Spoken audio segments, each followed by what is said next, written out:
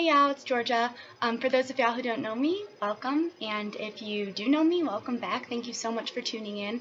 This is so special to me that you take time of your day to chat with me and just talk about some things that are going on. So I get a lot of questions about what my story is throughout school and how I got through it, because for those of y'all who don't know, I did struggle a lot with bullying, and especially cyberbullying, really hurtful, mean things, and I get asked a lot about how I got through it, and I think that that's really important to stress on. I've always been a firm believer in non-bullying and making a change. I've always been for that. I've always been pro-change, and something that's really cool is that I actually put together my own program called the Wildflower Program, where I have gone to, I've gone to one elementary school and I have another one this week, and I talk about bullying and how to end it and how to deal with it and how to stop it. And I think that that's really important, and it's a really cool topic to touch on. So I'm going to start by basically just telling my struggle with bullying and how I got through it and how I could suggest people get through it. When I was in 9th grade, I had a great freshman year, and I had a lot of friends, and I had so much fun in high school. And sophomore year, it got a little bit more rough. I was having to miss a lot of school. I was going to Tennessee, and I was going to Chicago, and I was starting to travel. I was becoming a little bit more serious about my career, and more people were starting to believe and see that it wasn't just a hobby anymore, it was a career, and it's something that I wanted to do. And coming into my junior year, I remember my first day having like really no friends. It was like overnight everybody decided not to like me, and I remember feeling so confused because I don't remember ever disrespecting anybody or hurting anybody's feelings, because if I ever did, I would be the first person to apologize for that. And I remember feeling almost like betrayed by my people that I used to think were my friends, that just kind of turned their backs on me because it was the easiest thing to do. Because when so many people don't like you, it's so much easier to just go with the flow rather than, you know, go against the grain and ask me what's going on. And it was really awful. I got a lot of Instagram and Twitter bullying. I got a lot of people telling me that I was never going to do anything, and that I was such a stuck-up because I missed school, and that I thought I was too good for everybody. And that was never the case. It was just the fact that I was following my dream and doing something that maybe wasn't what everybody was used to. I wasn't just, you know, going to high school and going to all the football games and going to all the sporting events. Like, I couldn't do it. I wanted something bigger, and I wanted to follow my dreams. And that's not to say that what they were doing was wrong and what I was doing was wrong. It was just different, and the fact that it was different really bothered some people. And so what I do in my Wildflower program is I like to really just tell people that it's okay to be different. I encourage it. Being a wildflower is defined by a flower that allows you to grow freely. It grows wherever it wants to. It doesn't grow in a garden. It doesn't grow in a forest. It grows wherever it wants to, on the side of the road. It doesn't grow in tens. It doesn't grow in twos. It just grows by itself. And it's who it wants to be, and it's where it wants to be, and that's what I like to think of myself as. So I wrote a song called Wildflower, and eventually I'll upload a video singing it. And it's basically just saying that, yeah, she might be a rose and she might be a daisy, but you're a wildflower. You are different. You are not defined by a social group. You're not defined by Instagram. You're not defined by another person's opinions. You're you, and you should be you unapologetically. And if somebody else has a problem with that, that's not your issue. The only problem that you should have is if you start to have a problem with yourself. If you start to say things that you wouldn't say just because your friend says them, that's when you are no longer an individual. An individual says what they want to, they do what they want to, and they follow their own dreams. You know, if I have a friend that wants to be a doctor, is that wrong just because I don't want to be a doctor? No. And you should trust that your friends will accept you for who you are, and if they don't, then they are not your friends, and they're not true friends. And you shouldn't have to feel like you should be friends with somebody just because you've been friends with them for a certain amount of time.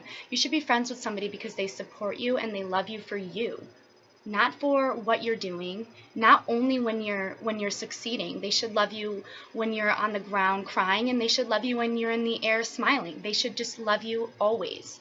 And a couple ways that I like to give advice on how to deal with these is a couple of different ways. If somebody comes up to you and says something mean or writes something about you on a social media platform, you have two options. You could either give them what they want, which is for a reaction. Most people do things for a reaction. They want you to make this big scene and to make them happy, them satisfied, because unfortunately that's what they want. They want to see you cry.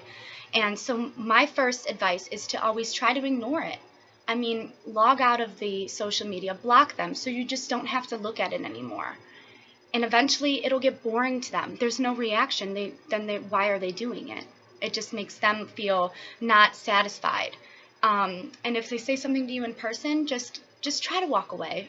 Just try to be like, I'm not doing this today, and just walk away. But if they keep going and they keep going, you know what I always love to do? I always love to turn it on them, not being like, you know what, you're this, you're that, and name calling. I say, you know what, I really hope that your day gets better. I really hope that you can find some sort of happiness so you just don't have to do this anymore. And saying things like that instead of spouting out something that might be hurtful will make the other person really think about what they're doing, and sometimes it can even stop the process from happening. I had a lot of people post videos mocking my songs, lip syncing it, and mocking the name of my band and everything, and I just never gave them a reaction. And then one day I just said, why are you doing this? Like, why do you have to be so mean to me? And they didn't have an answer, because there was truly no reason that they were doing it. They were just doing it because everybody else was. And I think that was really sad. While I was going through this, I'm not going to lie, it was heartbreaking. Thank God for my mom and Mitch and my papa. Thank God for the people who loved me, because if it wasn't for them, I don't know what I would have done. You know, you get in a really dark place mentally, and you don't know where to turn. You feel so confused, you feel so betrayed, and you feel really awful about yourself. You know, I was called fat, I was called ugly, I was called worthless, and to call somebody those names is so inhumane and confusing to somebody that it could be really just terrifying mentally, because you start to have these thoughts that you never had before. You start to think of yourself as nothing, and you start to think of yourself as fat and think of yourself as ugly, when why? Like, every single person is so beautiful and individualized, and that's what we need to be focusing on as society. We shouldn't be trying to break people down. We should be trying to lift each other up, and I think that is so important. Is the power of positivity, is just to go out of your way to make somebody happy. Go out of your way to tell somebody that you love their hair or you love their outfit. And you have no idea the kind of impact your one comment could make on that person's day. It could potentially save somebody's life, you reaching out and just being kind, not even doing anything out of the ordinary, except being kind to somebody could really make a difference and make a mark on this world. And I think that it's really important, if you're going through something like this, that you have the ability to shut it down. You have the ability to go to the gym and work off all of this anxiety and this stress and this anger, and you have the ability to, like me, I found music. I write songs about my experiences and write it in a notebook, but then you're able to get these emotions out, and then you're able to realize, yes, those people might not like you. Those 8 people might be trying to make your life living hell. But then you don't focus on those 8 people. You focus on these 50 people that love you for you, and that would do absolutely anything to make you smile, and that really care about your well-being and what happens to you. And you have to realize, no matter how dark the time is, that somebody cares. Most people care. It's this 1% of people who get some sort of disgusting satisfaction out of making people feel bad about themselves that have the problem. It's not you that has the problem. You're not fat. You're not ugly. You are not worthless. You are everything that you are meant to be. You are a wildflower. You are different. You are perfect and you are an individual. And I think that that is so important for all of us to remember and to try to spread, is that you really don't know the impact of a compliment until you've been on the other side of the compliment when you really need it. When you have been knocked down all day at school and then somebody walks with you in the hallway, or somebody sits by you when you're all alone. You don't know the kind of impact that that has on somebody until you've been the person that needed somebody to sit with them, or that needed somebody to walk with them in the hallway. And I want to thank all of those people in high school, because I was that person. I didn't have any friends, and I had people go out of their way to recognize that and to make it better. And thank you. I made it a job every single week to get to know somebody that I didn't know before. There's so many amazing people in this world, and we only have such a short time on this earth to get to know as many as we can. Not every person is going to be a good person, but you don't have to associate yourself with those people. Just remember that you're young, you're beautiful, and that it'll end. It will end. Scientists say that teenagers have something in their brain that tricks us into thinking that things aren't going to end. That's why teen suicide is so high. But things are going to end. They'll get better. I promise. I promise you that things will get better. It may not seem like it now, but it will. And they'll be your somebody. And they will be somebody who cares. I guarantee you. I guarantee it. So please, let's just all try to work on the power of positivity, on giving out compliments and being there for each other, because that's what really matters. My high school experience might have not have been great, but I really think that it was meant to be so I could try and make a difference. And that's why I really love my job, and I really love the platform that I'm blessed with, and I love going to these different schools and letting these kids know young that their words have such a heavy weight and they could really hurt somebody. And I think that a lot of adults forget that too. It's not just kids, it's not just teenagers, but it's adults as well. Your words carry weight. And when you say something, you can't always take that back. You have no idea how long those words will stay with somebody. You have no idea how long that in my brain it will take me to try and convince myself that I'm not ugly, to try to convince myself that I'm not fat.